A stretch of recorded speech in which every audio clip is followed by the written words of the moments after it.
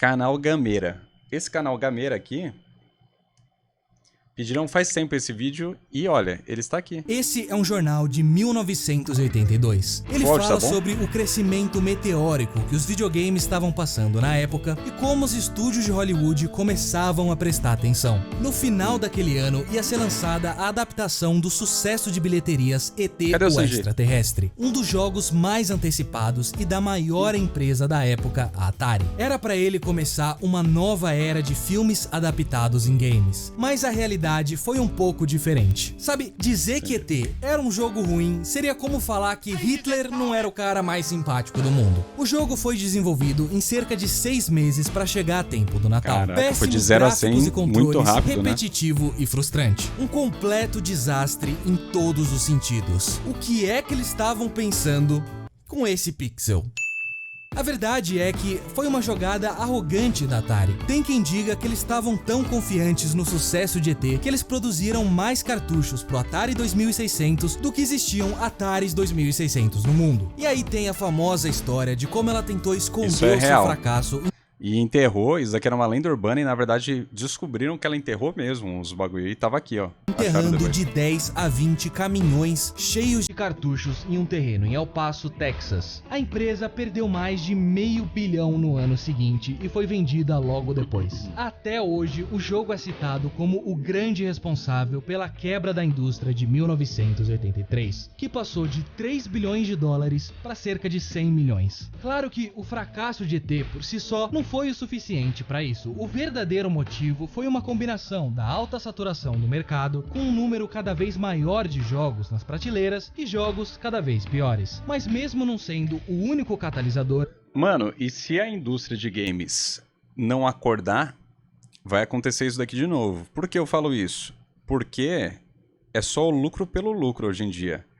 Os grandes estúdios aí, velho, lançando o jogo a R$380, velho, tá ligado? 380, 400 reais, 250, gente, pelo amor de Deus. Eu acho que os jogos eles têm que ser adaptados à realidade de cada país, tá ligado? Quando a gente pensa que o salário mínimo brasileiro é R$1.200, aí você vai ter 1.300. E só que aí com os descontos as pessoas vão ganhar menos que isso. E aí um jogo a R$300, gente, pelo amor de Deus, né? ET simbolizava tudo que tinha de ruim na indústria da época. Um produto apressado que estava mais interessado em capitalizar no seu nome do que ter qualquer mérito próprio. O começo perfeito pro legado que essa longa parceria entre a indústria de videogames e Hollywood ia construir durante os próximos 30 anos.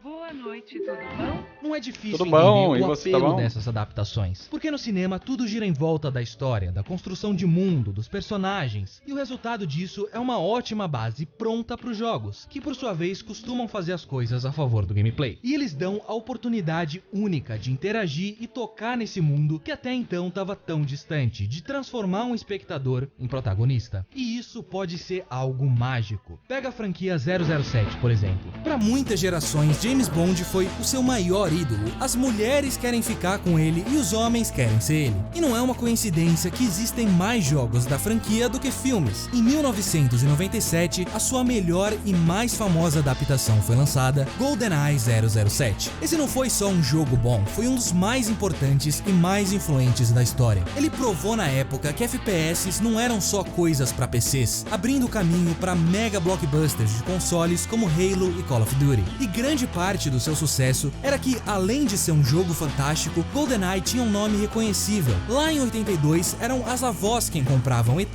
quando o que os seus netos realmente queriam era Pitfall. Mas aqui, as estrelas se alinhavam como em uma vez a cada milênio. E por ser uma adaptação do cinema, o cenário e level design eram muito mais realistas, lugares que podiam muito bem existir no mundo real. Ao contrário do icônico, mas um pouco artificial level design de Doom, que era o padrão na época. Um tipo de inovação que veio dessa parceria entre as duas mídias e que também acabou se tornando normal nos videogames. Mas claro, GoldenEye foi uma exceção à regra. Ele teve o luxo de poder tomar algumas liberdades criativas e só foi lançado 2 anos depois do filme. E por isso, ele foi muito mais que só um acessório à franquia. E é uma pena que a partir daí, as coisas só foram ladeira abaixo. A licença passou da Nintendo para Electronic Arts, duas empresas com filosofias muito diferentes, para dizer o mínimo. Porque enquanto a Nintendo sempre sempre tentou fazer jogos divertidos, a EA passou seus anos tentando invocar o diabo para subjugar a humanidade. Caraca.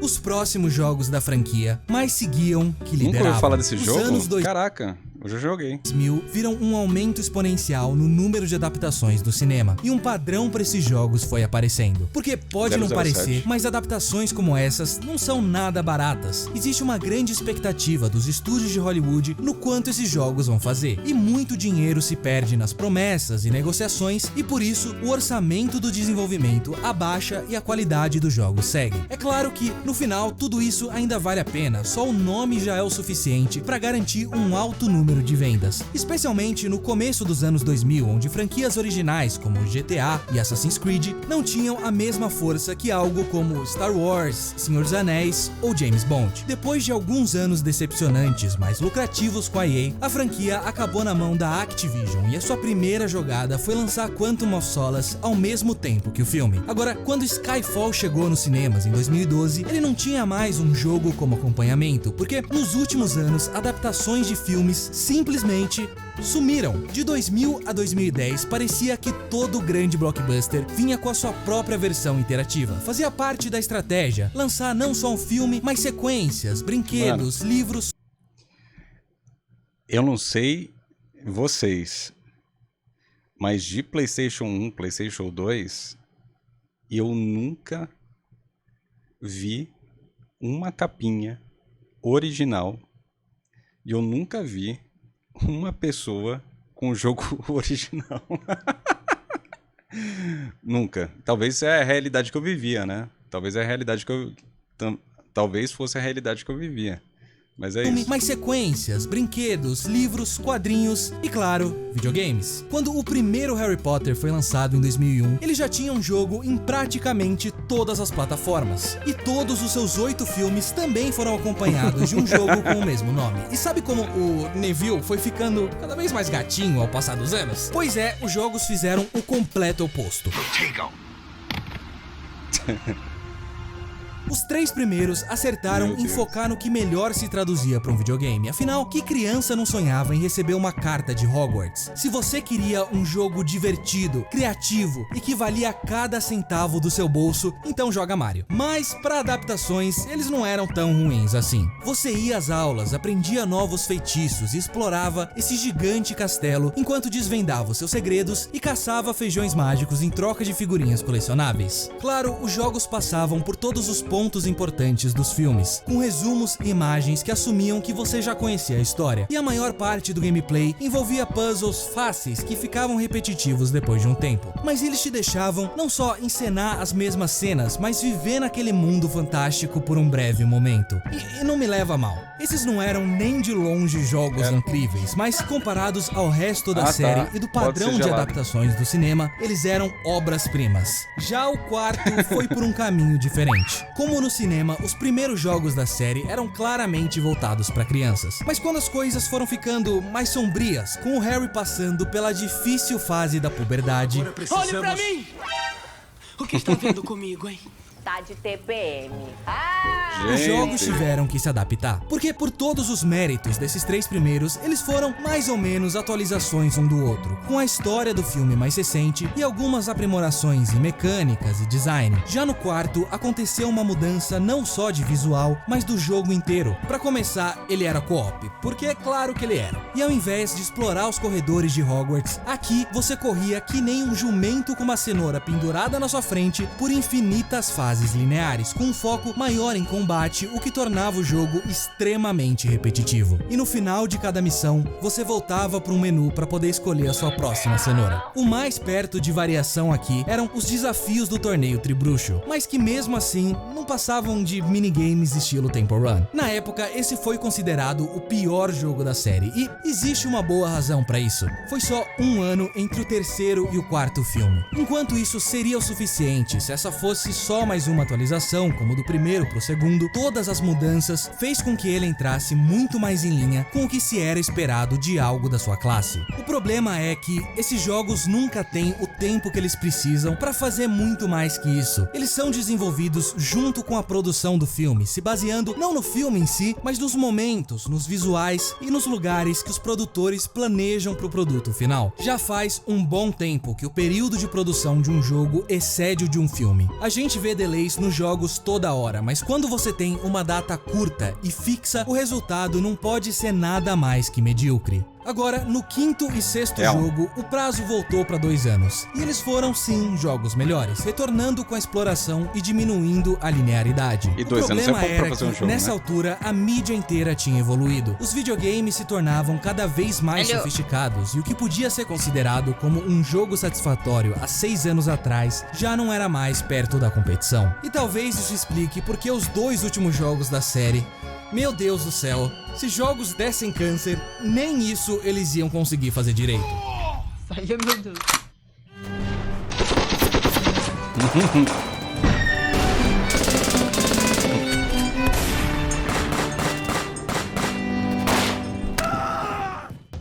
Meu Deus. Eles transformaram Harry Potter em um shooter. E um muito ruim ainda por cima. Nossa, era uma fórmula que idiota. muito simples. Uma fase feita às pressas, com alguns objetos esparramados aqui e ali na cover. 7 bilhões e meio dos mesmos comensais da morte aparatando a cada segundo, enquanto você usa a sua AK-47 de cabelo de unicórnio para alcançar o seu objetivo. Aí você dá a meia volta e faz tudo isso de novo até chegar onde você começou. E repete isso de novo, e de novo, e de novo, e de novo. Um design ruim, de novo. Com certeza, mas um ótimo jeito de fazer um jogo completo em menos de um ano. E de novo.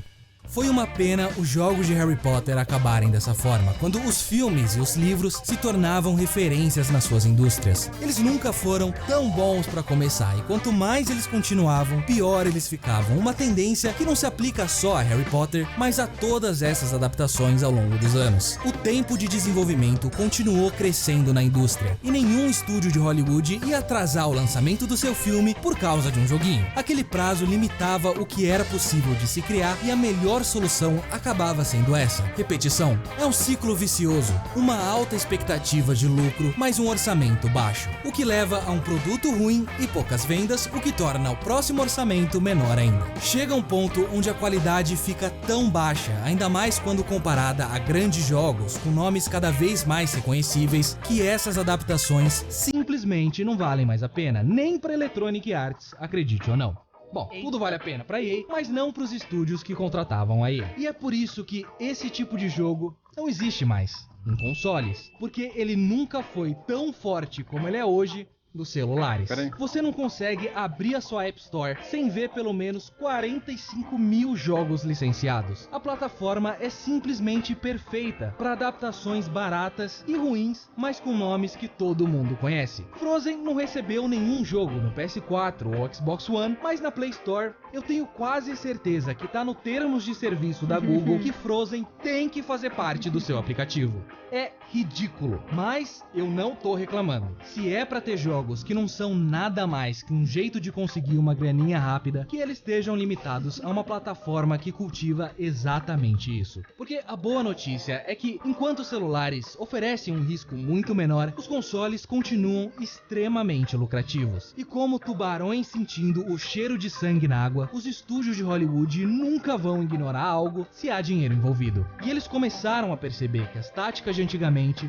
já não funcionam mais. Mesmo não sendo prático desenvolver um jogo para ser lançado ao mesmo tempo de um filme, o nome ainda vale muito. Você pode fazer um grande jogo AAA com alto valor de produção e ganhar milhões, mas se você colocar um nome como Harry Potter na caixa, você triplica esse lucro como mágica. Já fazem 2 anos desde que a gente descobriu que a Warner tá trabalhando em um jogo do bruxo, aparentemente o maior projeto da empresa até hoje. E para mim ele representa essa mudança, a chegada de uma nova era de filmes adaptados em videogames. Um RPG em mundo aberto que só usa os filmes como inspirações, uma filosofia que tem tudo para tornar esse o jogo que a gente sempre esperou, mas nunca conseguiu. Olha e aí. tudo que eles precisam fazer agora é anunciar a do jogo. De 2... É de 2 anos atrás. E engraçado, porque o jogo saiu e foi muito elogiado, né? Eu não vi. Gameplay, a gente quer jogar mais até ele. Então, contem aí. Mas eu lembro que eu joguei um joguinho do Harry Potter que era mó legal. Não, Mas ele eu falou também disso. tinha Ele 9 falou, anos. você chegou bem depois. Os primeiros ele falou que são Aham. legais. E o jogo ficou meio ruim? Sério? Tá, ligado. É sério que o jogo ficou meio ruim? Eu gostei, cara, pelo menos do início do jogo ali. Eu achei interessante, pelo menos. E eu não vi o pessoal detonando tanto, pelo menos nas redes sociais. A galera fala muito mal de... É, tipo assim, não vi o pessoal falando, meu Deus, que horrível, sabe?